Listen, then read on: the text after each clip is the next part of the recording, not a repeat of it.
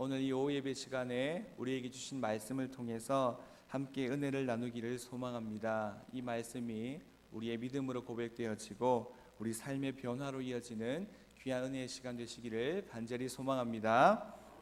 교회 수련회나 여러 행사들 중에서 단체로 협동심을 기르는 게임 중에 이런 게임이 하나 있습니다. 3명 이상이 한 조를 이루어서 하는 협동심 게임인데요. 한 명이 뒤를 돌아서서 눈을 감습니다. 그리고 다른 조원들은 뒤를 돌아서서 눈을 감고 있는 조원 뒤에 서게 되고요. 한 명이 이제 눈을 감고 완전히 뒤로 넘어지면 다른 조원들은 눈을 감고 넘어지는 사람을 뒤에서 받쳐주는 게임입니다. 이때 넘어지는 사람은 눈을 완전히 감고 뒤로 넘어진다는 것이 생각보다 쉽지 않다라는 것을 알게 됩니다. 지금 성도님들이 이제 눈을 뜨고 앉아 계시니까 대충 상상이 안 될 수도 있는데 나중에 한번 해보시길 바랍니다. 일어선 채로 눈을 감고 뒤로 온전히 몸을 맡기고 넘어지면 다른 조원들은 이를 받쳐주는 건데요. 한 번의 시도에서 완벽하게 뒤로 넘어지는 사람은 드물다고 합니다. 눈을 감고 넘어진다는 것이 생각보다 두렵기 때문입니다. 조원들이 나를 제대로 받쳐주지 않아서 내가 넘어지고 마는 것은 아닐까, 또는 내가 지금 잘못된 방향으로 넘어지고 있지는 않을까. 처음에 이 게임을 쉽게 생각했던 조원들은 막상 일어서서 이 게임을 시작하게 되면 눈을 감고 넘어져 보세요라고 하면 쉽게 넘어지질 못하고 한 번만에 성공하기는 힘들다고 합니다. 생각했던 것과는 다르게 눈을 감고 넘어진다는 것이 내가 아닌 다른 조원에게 내 몸을 맡긴다는 것이 결코 쉽지가 않다는 것이죠. 뒤에서 나를 안전하게 받쳐줄 것이라는 조원들을 향한 믿음과 또 신뢰가 없이는 누구도 이 게임을 쉽게 하지 못하는 겁니다. 그래서 한 번으로는 제대로 모양이 나오지 않고 여러 번 반복하고 나서야 조원들이 이제 나를 받쳐주는구나 라는 믿음이 생기고 나서야 과감하게 눈을 감고 뒤로 넘어질 수가 있는 것이죠. 이 게임은 이렇게 협동심과 서로를 향한 신뢰가 있어야 된다는 게임입니다. 나중에 사랑방 모임 때 한 번씩 해보시면 좋을 것 같습니다. 믿는다는 것, 누군가를 신뢰한다는 것은 이렇게 전적인 의지가 필요하고, 그리고 우리의 모습을 나타낼 때야 비로소 그 사람을 향한 신뢰와 믿음이 있다는 것을 알 수가 있는 것이죠. 오늘 우리가 함께 읽은 본문의 말씀에서는 눈을 감고 뒤로 넘어지는 이 게임보다 훨씬 더 두렵고 떨리는 상황 가운데서 하나님을 향한 그 믿음을 나타내 보이는 한 인물의 모습을 확인할 수가 있습니다. 함께 읽은 우리 본문의 말씀은 성도님들도 잘 아시다시피 아브라함이 하나님의 명령에 순종하여 아들인 이삭을 제사의 제물로 하나님께 드리려고 하는 내용을 담고 있습니다. 하나님을 향해서 인간이 드릴 수 있는 가장 숭고하고 높은 신앙의 경지를 보여주는 사건이라고 말을 할 수가 있습니다. 오늘 본문의 내용을 구성을 자세히 한번 살펴보면 마치 한 편의 영화와 같은 스토리라고 볼 수 있습니다. 등장인물과 사건이 전개되어 가는 그런 과정들, 그리고 긴장과 또 위기의 순간, 그리고 마지막에 감동의 순간에 이르기까지 오늘 본문에 마치 한 편의 영화와 같은 스토리다라고 볼 수 있는 것이죠. 아브라함은 100세의 나이에, 그것도 오랜 세월 동안 언약으로 얻은 유일한 아들을 제물로 바쳐야 되는 절체절명의 상황 가운데 놓여 있습니다. 또한 불가피한 하나님의 명령에 대한 아브라함의 초인적인 그 순종함과 자신의 육신의 아버지와 또 궁극적으로는 그 아버지의 하나님에 대한 이삭의 철저한 순종 또한 함께 보여지는 등장인물 각각의 성격 묘사들도 나열되어 있죠. 그리고 하나님께서 미리 제사의 제물인 순양을 준비해 놓으셨다는 예상치 못한 극적인 반전 또한 있습니다. 이를 통해서 진한 감동을 주기까지 이렇게 한 편의 영화와 같은 스토리가 있는 것이 오늘 우리가 읽은 본문의 말씀이죠. 이러한 본문의 말씀이 포함된 22장은 크게 세 단락으로 나뉘어집니다. 1절에서 8절까지 하나님께서 아브라함에게 이제 모리아 산으로 가서 이삭을 번제로 바칠 것을 명시하는 것으로 시작해서 아브라함이 3일 길을 가서 이삭을 통해 제사를 시작하기 직전까지 상황을 나눌 수 있어요. 그리고 9절에서 14절입니다. 아브라함이 실제 이삭을 희생 제물로 드리려는 이 순간 하나님께서 아브라함을 제지시키시고 미리 준비해 두신 순양으로 아브라함이 제사를 마친 사실로 나누어집니다.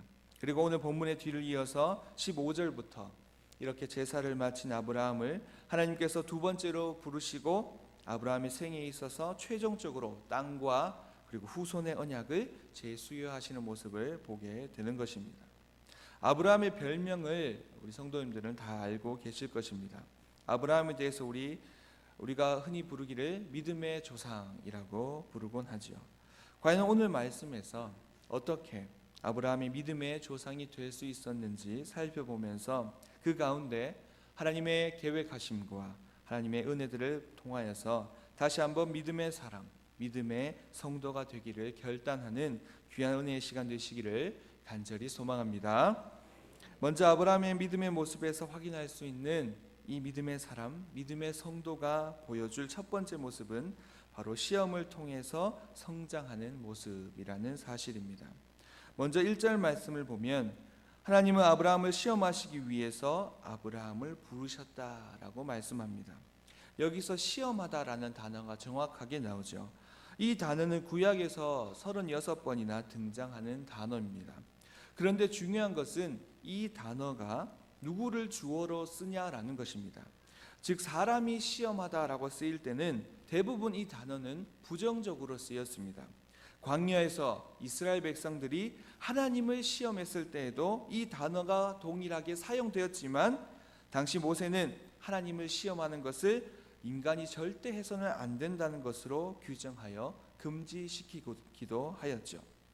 그래서 이러한 시험하다라는 단어를 주어가 사람이 아닌 반대로 하나님께서 사용하실 때는 부정적인 뜻에서 어떤 뜻으로 바뀌게 될까요? 긍정적인 뜻으로 바뀌게 되는 것입니다. 그래서 이 시험하다는 단어를 하나님께서 사용하실 때는 인간이 하나님을 경외하는지 입증하다라는 긍정적인 의미를 띠게 되는 것입니다.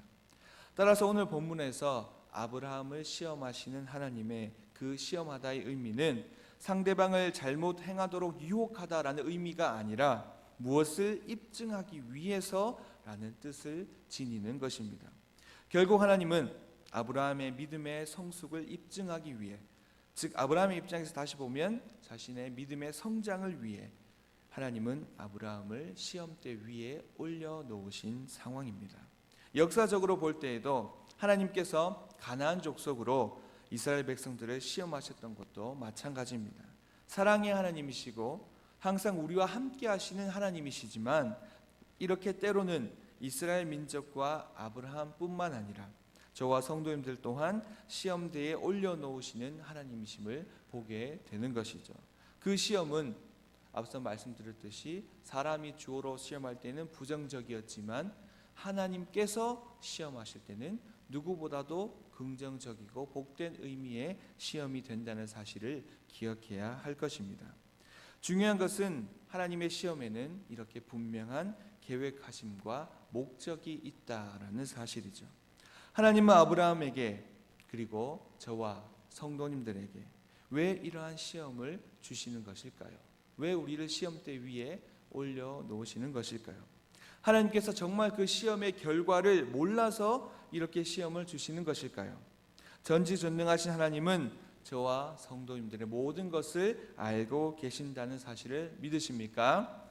전지전능하신 하나님, 모든 것을 알고 계시는 그 하나님은 당연히 아브라함에게 시험을 줄 오늘 본문에도 그 결과를 미리 알고 계셨습니다.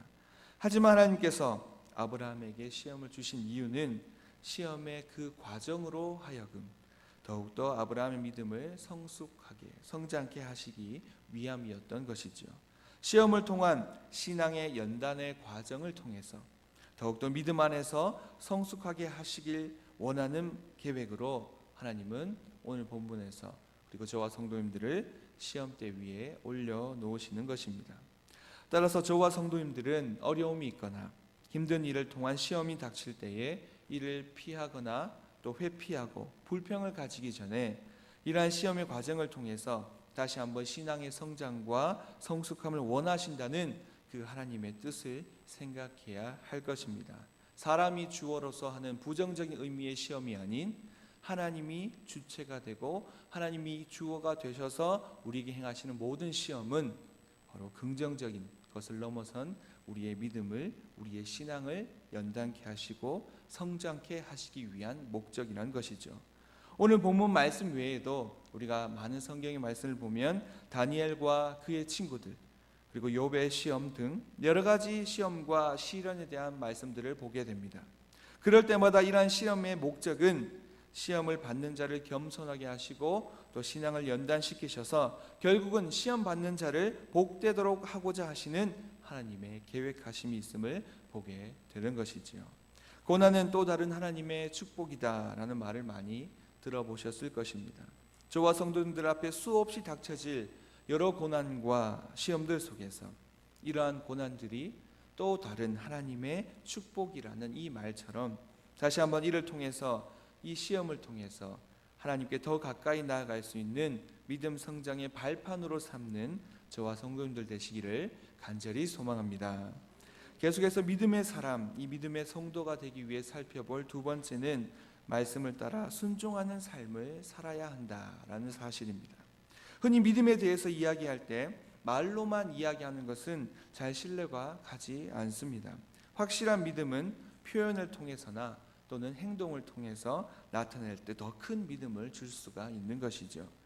앞서 제가 서론에서 말씀드린 이 공동체 게임을 한번 생각해 보십시오.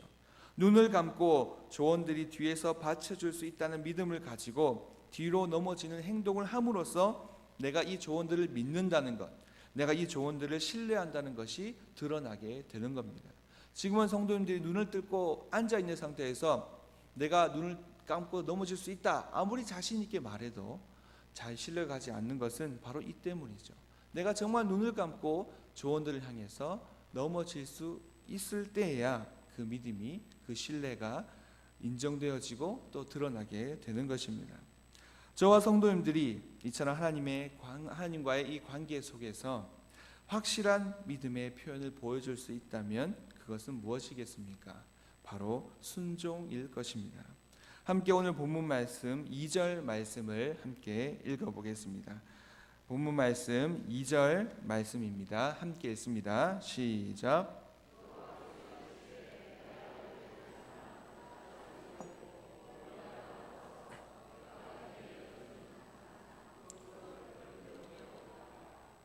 아멘. 2절 말씀에 보면 하나님께서는 아브라함에게 내 사랑하는 독자 이삭을 번제로 드리라 라고 말씀합니다. 아브라함에게 있어서 이삭은 어떤 존재입니까? 이삭은 아브라함이 100세에 낳은 독자 아들이죠. 2절 말씀을 직역해서 제가 읽어드리겠습니다. 내 아들을, 그리고 네가 사랑하는 너의 유일한 아들을, 이삭을, 이렇게 하나님께서는 이번 시험의 도구가 될 이삭을 삼중으로 반복해서 3번이나 강조함으로써 아브라함의 인간적이고 또 본능적인 그러한 부성애를 자극하고 있는 것이죠. 사실 아브라함에게 있어서 이삭은 엄밀하게 말하면 독자가 아닙니다. 그의 배다른 형인 이스마엘이 있기 때문이죠. 하지만 한글 개역 성경이나 여러 번역본들의 말씀들을 보면 이삭을 모두 독자라고 번역하고 있습니다. 그 이유는 독자라는 이 단어가 부모에게 소중하다라는 의미를 내포하고 있기 때문입니다. 마태복음 3장 17절에 보면 하나님께서 예수님을 향해서 이렇게 말씀합니다. 이는 내 사랑하는 아들이요 내 기뻐하는 자라. 이에 대한 요한복음의 병행 구절을 보면 예수님을 가리켜 독생자라고 표현합니다. 이처럼 독생자 그리고 독자의 의미가 신구약에 있어서는 하나밖에 없는 아들이라는 뜻도 있지만 부모가 너무나도 아끼고 사랑하는 아들이라는 의미도 함께 가지고 있는 것이죠. 아브라함에게 있어서 이삭은 그보다 더 소중하고 귀한 것이 없는 너무나도 사랑하고 아끼는 아들이라는 것이죠. 자식을 얼마든지 낳을 수 있는 사람에게도 자식보다 더 귀한 것은 없을진데 자식을 낳을 수 없는 나이에 하나님의 은혜로 겨우 얻은 이 아브라함에게 있어서 이삭은 자신의 생명보다 훨씬 중요할 정도로 소중한 존재였을 것입니다. 그러한 이삭을 하나님은 아브라함에게 번제로 바치도록 요구하고 계신 것이죠. 믿음의 표현은 순종이라고 말씀드렸습니다. 순종에 대해서 우리가 대수롭게 생각할 수도 있죠. 하지만 하나님께서는 아브라함이 너무나도 아끼는 아들을 요구하셨듯이 저와 성도님들이 하나님 앞에 나아갈 순종의 모습은 이처럼 최선의 순종이어야 한다는 것입니다. 누군가의 부탁을 받았을 때 그래 그 부탁 한번 들어주지 이런 것이 순종이 아니라는 거죠. 내가 할 수 있는 나의 최선의 것을 통한 최선의 순종을 하나님은 원하신다는 것입니다. 아브라함을 향한 하나님의 명령에 따라 아브라함은 어떻게 반응하고 있습니까? 아브라함은 이삭을 제물로 바치라는 이 하나님의 명령에 조금도 머뭇거리지 않고 이튿날 아침 일찍 이삭을 데리고 하나님께서 지시하신 모리아 산으로 향하게 됩니다. 그리고 아브라함은 그곳에서 이삭을 번제로 드리려고 하죠. 한마디로 아브라함은 인간의 생각과 판단으로는 도저히 납득할 수 없는 이 하나님의 명령에 아무런 이의도 제기하지 않고 즉각적으로 순종하는 모습을 보이고 있습니다. 이삭을 번제로 드려야 했던 아브라함의 심적인 고통들은 엄청났을 것입니다. 이삭을 제물로 바치기 위해서 이삭을 데리고 제물을 바치는 장소인 모리아 산까지는 아브라함이 머무르고 있었던 지역에서 걸어서 3일 정도의 시간이 걸렸습니다. 그 3일의 시간 동안 이삭을 번제로 드리기 위해 이동하는 이 아브라함의 마음은 얼마나 고통스러웠을까요? 번제로 드리는 것의 의미는 무엇입니까? 희생 제물을 태운 연기를 하늘로 올라가게 해서 하나님께 향기로운 제물을 드리는 제사의 방법을 뜻합니다. 따라서 본문에 나온 하나님의 요구는 단순히 영적으로 복종을 나타내는 명령이 아니라 실제로 이삭을 제물로 드리라는 인간의 이해와 상식으로는 도저히 이해할 수 없는 그런 명령이었던 것이죠. 하지만 아브라함의 반응은 무엇이었습니까? 조금도 지체하지 않고 하나님의 명령에 순종하는 모습을 보였습니다. 3절 말씀에 보면 아브라함은 아침에 일찍이 일어나라고 나와 있죠. 하나님의 명령이 있은 바로 그 다음 날입니다. 그것도 아침 일찍 이른 시간에 아브라함은 순종의 채비를 갖추고 있습니다. 결국 본문에서 아브라함의 즉각적이고 절대적인 순종이 3절 말씀부터 강조되고 있는 것이죠. 어떻게 이러한 순종의 모습이 가능했던 것일까요? 아브라함은 하나님의 은혜로 낳은 이삭과 자신과도 지금까지 함께하여 주신 그 하나님의 은혜를 믿었던 것입니다. 그러한 하나님에 대해서 아무런 의심조차 하지 않았기에 이러한 순종으로 하나님 앞에 나아갈 수 있었던 것이죠. 그리고 오늘 본문에 보면 이러한 아브라함의 순종과 함께 또 한 번의 순종의 모습이 나타나게 됩니다. 바로 아버지 아브라함을 향한 누구의 순종일까요? 이삭의 순종입니다. 우리는 이 본문 말씀을 볼 때 아브라함의 순종에게만 주목하기 쉬운데요. 오늘 본문 말씀을 보면 이러한 아브라함과 함께 또 한 가지 순종이 더 나오는데 바로 이삭의 순종입니다. 7절에서 이삭은 아브라함에게 내 아버지여 라고 말을 하죠. 이삭이 내 아버지여 라고 이렇게 부른 이 부분은 아버지란 단어의 뜻을 가진 원어에다가 더욱더 친밀함과 애정을 뜻하는 단어가 합쳐져서 나의 아버지 그리고 내 아버지라고 말하는 부분입니다. 본문 말씀은 이삭이 그냥 아버지라고 부르지 않고 나의 아버지, 내 아버지라고 불렀음을 이렇게 일부러 기록함으로써 끈끈한 부자의 관계를 실감나게 표현하고 있습니다. 이처럼 아브라함이 이삭을 사랑한 것만큼 이삭도 아버지를 따르며 끈끈한 부자의 관계를 유지하고 있었다는 것이죠. 아브라함은 하나님 말씀하신 장소에 도착해서 이제 제단을 쌓고 장작을 벌려놓습니다. 그리고 그런 다음에 아들 이삭을 묶어서 제단 장작 위에 올려놓기까지 하죠. 여기서 이삭은 아버지의 뜻에 순종하는 모습을 보였다는 것입니다. 자신을 제물로 바치려는 아버지의 모습에 반항하지 않고 순종하는 모습을 보였다는 것이죠. 이때 이삭의 나이는 10대 소년쯤이었을 것으로 여겨집니다. 6절 말씀에 보면 나무를 지고 3일을 걸어서 모리아 산으로 향했을 정도로 이삭은 매우 건장한 소년이었다는 것이죠. 따라서 이삭은 늙은 아버지가 자기를 번제물로 바치기 위해 자신의 몸을 묶는 것을 알았을 때 충분히 반항할 수 있었던 것입니다. 당시 100세가 넘은 아브라함과 3일 길을 나무를 지고 걸을 만큼 건장한 소년이었던 이삭이죠. 이삭은 아브라함이 자신을 결박하려고 할 때 충분히 노쇠한 이 아버지 아브라함의 결박을 뿌리치고 거절하거나 거부하고 도망갈 수도 있었을 것입니다. 10절에 보면 아브라함은 손에 칼을 들고 아들을 잡으려고 했다는 내용이 나오는데, 여기서 잡는다는 말은 제물을 죽인다는 것을 뜻하죠. 이러한 긴박한 상황 가운데서도 이삭은 아버지에게 반항하지 않고 순종하는 모습을 보여준 것입니다. 이삭은 아버지가 하나님의 명령에 완전히 순종하였듯이 자신도 아버지의 명령에 순종하는 모습을 보여줍니다. 그것은 이삭 또한 아브라함의 이러한 행위들이 하나님의 뜻이라는 것을 알았기 때문이죠. 따라서 이러한 이삭과 아브라함의 순종에 따라서 이어지는 11절과 12절 말씀을 보면 하나님께서 아브라함을 부르시고 그의 행동을 멈추게 하시죠. 그리고 아브라함의 믿음을 크게 칭찬하십니다. 11절에 보면 하나님께서 아브라함아 아브라함아 라고 부르시죠. 하나님께서 처음 아브라함을 찾아오셨을 때도 먼저 아브라함의 이름을 부르셨고, 그 후에 아브라함이 내가 여기 있나이다 라고 대답했었죠. 그리고 11절에서도 하나님께서는 자신의 뜻을 전달하시기 전에 먼저 아브라함을 부르셨습니다. 그리고 아브라함의 대답 역시 무엇이었습니까? 내가 여기 있나이다 라는 대답이었죠.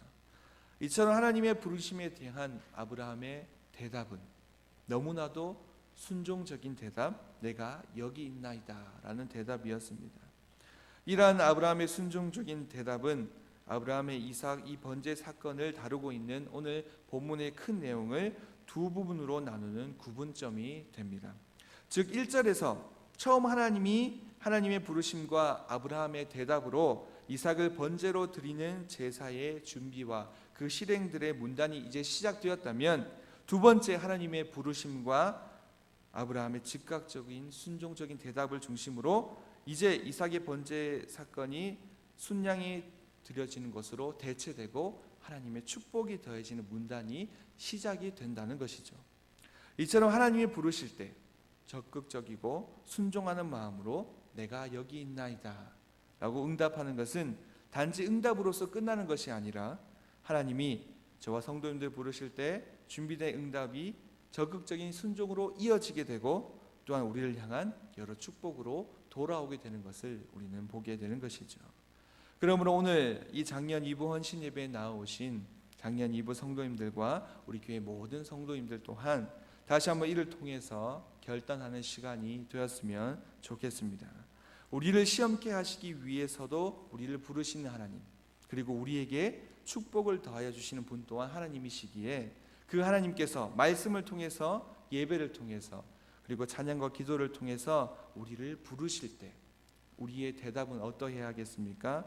오늘 본문 속 아브라함과 같이 적극적이고 최선의 순종을 담은 대답, 내가 여기 있나이다 라는 믿음의 고백과 함께 아브라함이 하나님 앞에 그러했듯이 이삭이 아브라함 앞에 그러하였듯이 저와 성도님들 또한 하나님 말씀에 최선의 순종으로 응답하는 성도가 되어야 할 것입니다.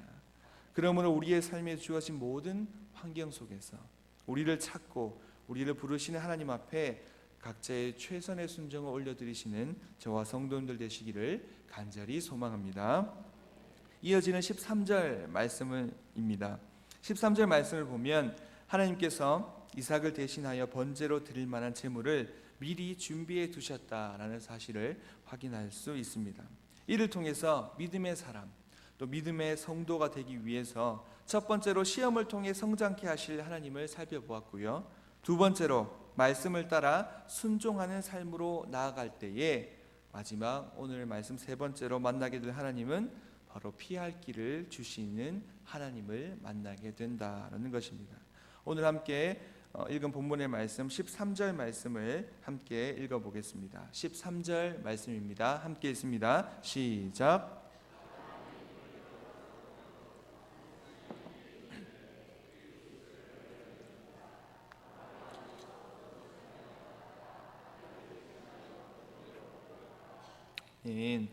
아브라함은 이삭을 해하지 말라는 이 하나님의 음성을 들었고요. 눈을 들어 살펴보았을 때 뿔이 수풀에 걸린 순양 한 마리를 발견하게 됩니다. 그리고 이 순양으로 이삭을 대신해서 하나님께 제사를 올려드리게 되고요. 하나님께서 준비하셨다라는 의미를 담아서 여호와 이레라고 지명 이름을 정하게 됩니다. 따라서 이를 통해서 하나님은 우리를 시험케 하실진데 분명히 우리에게 피할 길도 준비해 주심으로 능히 그 시험을 감당할 수 있도록, 능히 그 시험을 통해서 우리의 믿음을 성장케 하시는 분이심을 우리는 다시 한번 기억해야 할 것입니다. 각자의 삶의 환경 가운데 많은 어려움과 시련과 고난들이 있을 것입니다. 때론 누구에게도 얘기하지 못했던 그런 고난과 아픔 가운데서 분명히 기억해야 할 것은 하나님께서 이 시간조차도 우리와 함께 하신다는 사실입니다. 또한 그 시련을 통해서 우리의 믿음을 성장케 하실 거라는 사실이고요.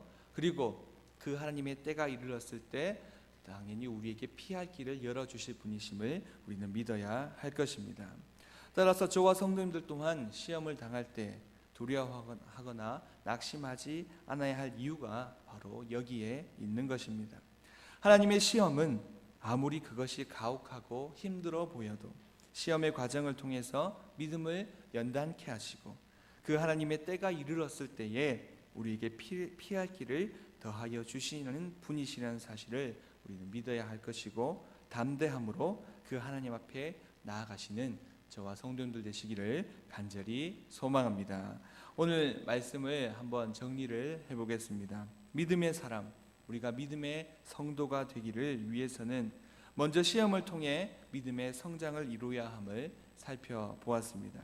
하나님께서는 우리에게 시험을 주심으로 우리의 믿음을 연단케 하시는 분이심을 기억할 때 우리가 말씀과 또 예배를 통해서 우리를 언제나 어디에서나 부르시는 그 하나님 앞에 우리의 대답과 우리의 응답은 아브라함이 하나님 앞에 그러하였듯이 이삭이 아브라함에게 그러하였듯이 저와 성도님들 또한 하나님 말씀에 하나님 내가 여기 있나이다 라고 즉각적인 응답과 우리 삶의 환경에서 최선의 순종으로 하나님께 나아가는 성도가 되기를 힘써야 할 것입니다. 그래야 할 때 하나님께서는 우리의 삶의 환경들 속에 개입하신다는 것이죠. 아브라함이 이삭을 치기 전에 하나님께서 개입하셨던 것과 같이 우리 각자의 삶의 환경 가운데서 하나님은 우리를 찾아와 주시고 우리의 삶의 환경에 개입하셔서 우리의 삶을 인도하여 주실 뿐만 아니라 능히 이겨낼 고난과 역경을 이겨낼 믿음을 주시고 그 가운데 피할 길을 열어주시는 분이심을 고백해야 할 것입니다. 따라서 우리의 삶에 주어진 모든 환경 속에서 시험을 통해서 그리고 순종을 통해서 피할 길을 열어주시는 그 하나님의 은혜 안에서 다시 한번 믿음의 성도가 되기를 결단하며 나아가셔서 새로운 한 주간도 승리하며 나아가시는 작년 2부 모든 분들과 우리의 모든 성도님들 되시기를 간절히 소망합니다.